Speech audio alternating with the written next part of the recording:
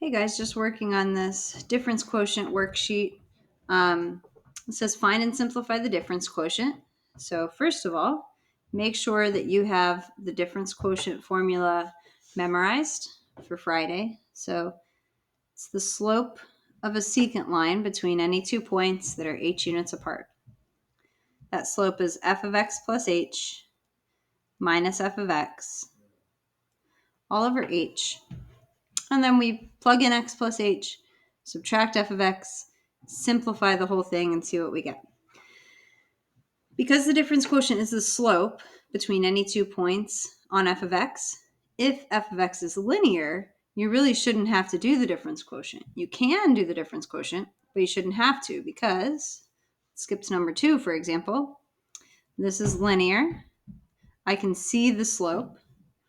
So the slope between any 2 points on this line will be 3/5.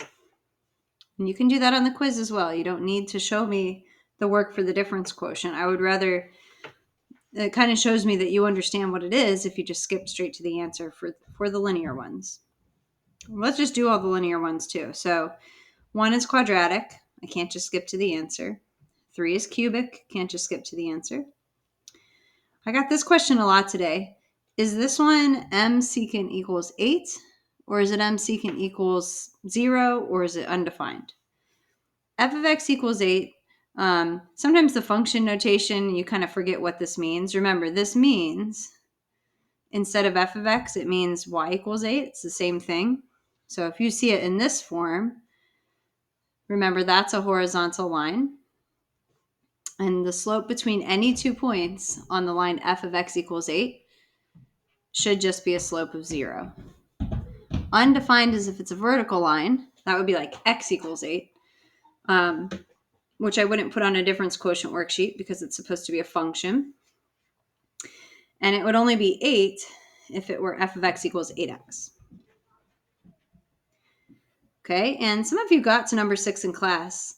If not, be careful on this. You could start doing difference quotient, but I wrote it like this to try to kind of see if I could trick you or not. So this is still 2x to the first power plus 5 over 6. You're allowed to do this. Divide each term by 6. That's what all over 6 means. So you can kind of reveal that, oh yeah, this is a linear function. It's got a slope of 1/3. So the slope between the any 2 points on this f of x will be 1/3.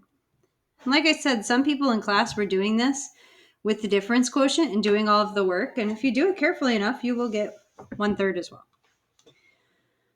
Okay, now these other 3 problems are not linear. So we will have a formula that involves x's and h's for the rest of these. So we need to actually apply the formula. So for this one, m secant equals, so instead of 2x squared minus x, it's do f of x plus h. So 2 times x plus h squared minus the quantity x plus h. That's f of x plus h minus all of f of x. Do that in parentheses. All of this is over h. It's a good idea for your first step to still have parentheses for everything instead of trying to distribute as you go, because that's where people tend to make mistakes. Now I'm going to get rid of parentheses by distributing and foiling and stuff. So squaring a binomial, x squared plus 2xh plus h squared, distributing the negative through, minus x minus h, distributing the other negative through, minus 2x squared plus x, all over h. You also need to distribute this 2 through.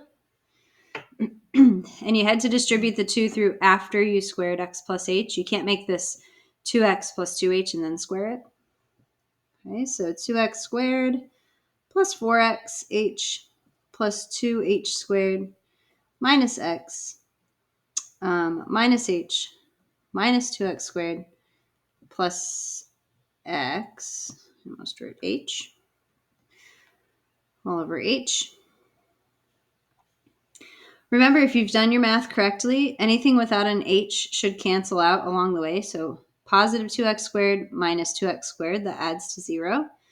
Negative x plus x adds to 0. Everything else has an h on it.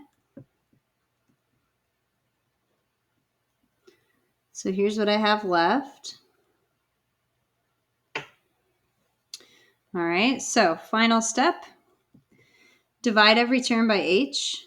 And be careful here. You get 4x plus 2h.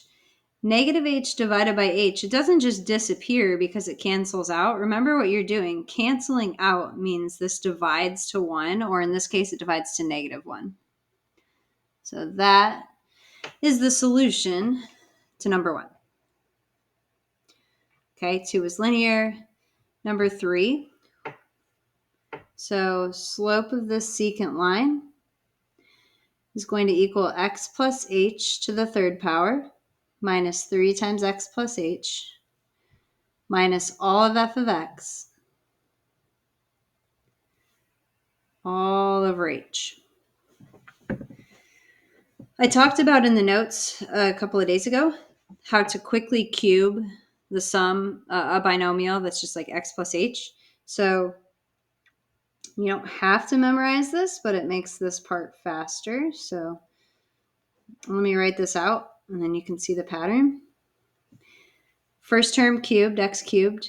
It'll be plus 3x squared h plus 3xh squared. So like one of the variables is squared, the other's not, and vice versa. And then plus h to the third. Distribute a negative 3, minus 3x minus 3h. Distribute the negative 1, minus x cubed plus 3x. All of that is over h. Anything without an h should cancel. X cubed minus x cubed minus 3x plus 3x. Everything else has an h in it. Instead of rewriting that again, because I just underlined all the terms that are left, so it's all of those terms divided by h. Go ahead and divide everything by h. You get 3x squared plus 3xh plus h squared minus 3. So how many steps do you have to show for these? If it's not linear, you need more than one step. I would say about this is probably the minimum, right? Show me the plugging in, show me all the squaring out, and then if you can go from here to the final answer, that's okay with me. But yeah, that's it. Okay, and then this one, last one, slope of the secant line between any 2 points on this f of x. 3 minus the quantity x plus h squared minus the quantity 3 minus x squared all over h. That's 3 minus the quantity x squared plus 2xh plus h squared.